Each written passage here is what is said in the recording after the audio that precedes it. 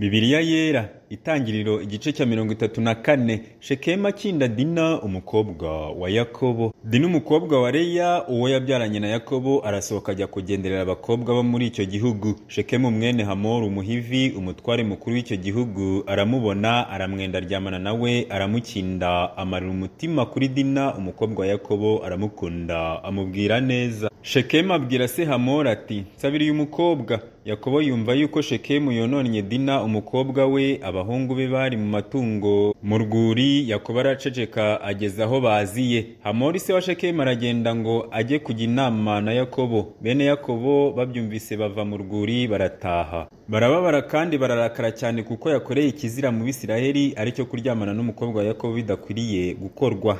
Hamori ajya inama nabo ati umutima w'umuhungu wanjye Shekemu wigombye umukobwa wanyu, ndabinginze mumushyingire, kandi mushyingirane natwe, mudushyingire abakobwa banyu, namwe murongore abakobwa bacu, kandi muzaturana natwe. Igihugu kizaba imbere yanyu ngo mujye aho mushaka, mugituremo, mugitundemo, mukironkemo ibintu. Shekemu abwira se wa Dina na basaza be ati mbagirireho umugisha, icyo muzanca cyose nzakibaha. Inkwano n'impano muzanyaka uko bizangana kose nzabibaha uko mubinyatse, ariko munkingire uwo mukobwa.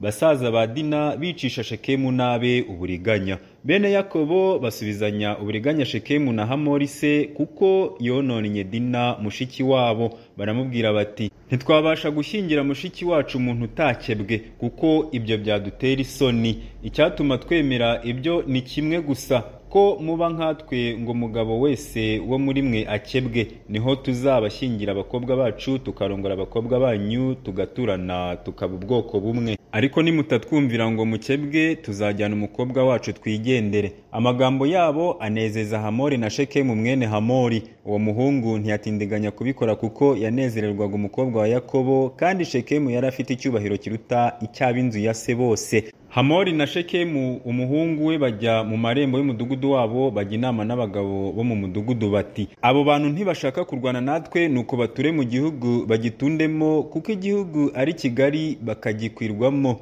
Turongore abakobwa babo tubashyingira abacu, ariko icyatuma batwumvira bakemera guturana natwe tukaba ubwoko bumwe ni iki gusa, nuko umugabo wese wo muri twe akebwa nk'uko bo bakebwa. Mbese inka zabo n'ibintu byabo n'amatungo yabo yose ntibizabe byacu, tubemerere gusa, nabo bazaturana natwe. Hamori na Shekemu umuhungu we bumvirwa n'abavaga mu irembo ry'umudugudu wabo bose. Umugabo wese arakebwa uwavaga mu irembo ry'umudugudu wabo wese. Maze ku munsi wa gatatu barushijeho kubabara, bene Yakobo babiri Simiyoni na Lewi basaza ba Dina benda inkota zabo batera umudugudu gitunguro, bica abagabo bo muri wo bose. Bicisha Hamori na Shekemu umuhungu we inkota, bakura Dina mu nzu ya Shekemu baragenda. Bene Yakobo bacuza intumbi, basahura mu mudugudu babahora konona mushiki wabo. Banyaga imikumbi yabo n'amashyo yabo n'indogobe zabo n'ibintu byari mu mudugudu n'ibyo mu gasozi. Banyaga ubutunzi bwabo bwose, bafata mpiri abana babo bose n'abagore babo n'ibyari mu mazu yabo byose.